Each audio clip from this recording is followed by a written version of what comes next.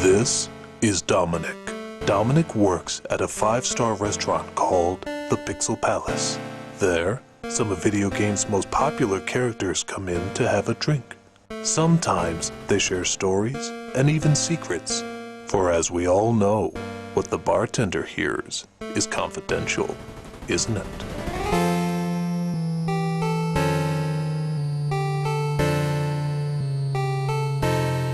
So I'm sitting there tending bar when in walks a fan favorite, Megaman. Seeing how he is a tiny fella, he asked for his usual stool to get up on the seat. I of course obliged, and he looked a little panicky, just very on edge. I said, "Why are you so on edge? Here, let me get you an E-can here." "What's the problem?" I said. I said, "Well, we're creating new villains for the next Mega Man game." I said, "Oh, that's always the most fun. I love seeing what you guys come up with. You guys always come up with great characters like Fan Man and Tree Man and Shadow Man, all those great characters." And he said, "Yeah, I'm usually excited too, but this year we hit a bit of a problem." I said, "What?" He said, "There's a fan who's just a little bit too obsessed, and he's found out where our headquarters is and is busted in." And I said, "Well, that's no good. Why don't you just call security on him?" He said, "I'd like to, but he's a little bit of a celebrity, and if we kicked him out of our headquarters, it might look bad on us."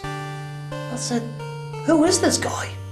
And he said, "Brental Floss." And I said, "Brental Floss? You mean like the online musician, the guy who puts funny lyrics to video games?" And he said, "Yeah, same one." And I said, "Well, gee, I knew he liked the games, but I didn't know he was that obsessed." And he says, "He is." And I said, "Well, what did he want?"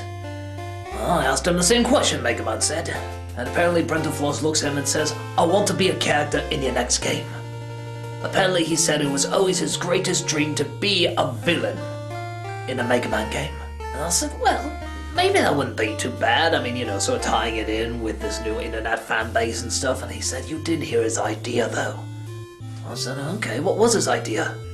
He said, "Floss Man. A man who uses floss to destroy his enemies. His body would be a giant case of dental floss. He would use the string as like a whip. He also insisted it was the first Mega Man villain to show his buttocks. It was a nightmare." And I said, "Well, okay, well, why didn't you just make up an excuse?" He says, "That's exactly what we did do. We said, 'I'm sorry, but all our villains are already filled out and we don't have room for another one.'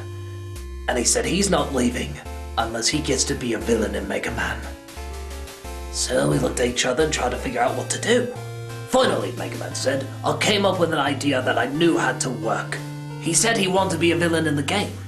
If we made up a villain that was so terrible and so something that nobody would ever want to be, maybe he would leave voluntarily. And I said, "Oh, that's not a bad idea. Well, what did you put him in then?" He said, "We made him Douche Man. A man dressed as a gigantic douche. We knew that had to get rid of him." And I said, "Did it?" And he said, "No, he was incredibly excited about it. He was even coming up with ideas like what his abilities are, where he gets his power, which don't ask where he gets his power." So I made up an excuse and I said, "Oh, it doesn't look good on you," which it didn't, but that's not the reason we wanted to get out of it. So we came up with another idea. Inside Out Cactus Costume Man. So the point would have to be poking his body and he'd be in unbelievable pain. Turns out, the man's a masochist, so he loved it.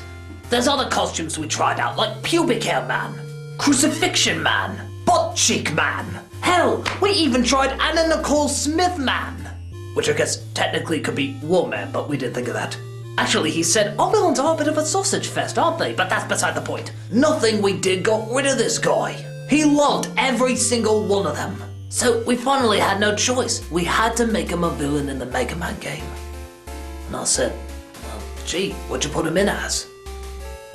He said, "We put him in as Invisible Man.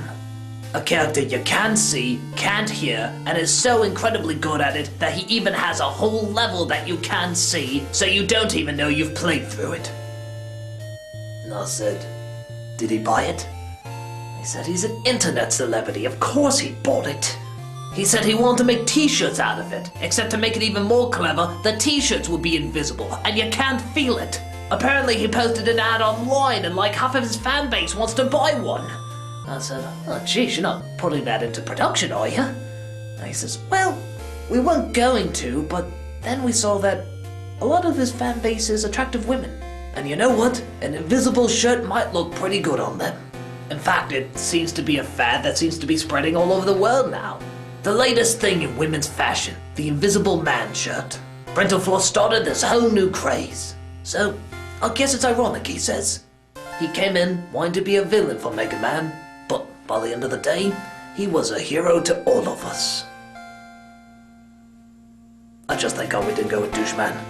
The idea of everybody wearing that, I don't want to think about it. You see a lot of strange things as a bartender. See a lot of strange things at the Pixel Palace. So, I'll see a lot of strange things as a bartender at the Pixel Palace. And that ain't no lie. Swear to it.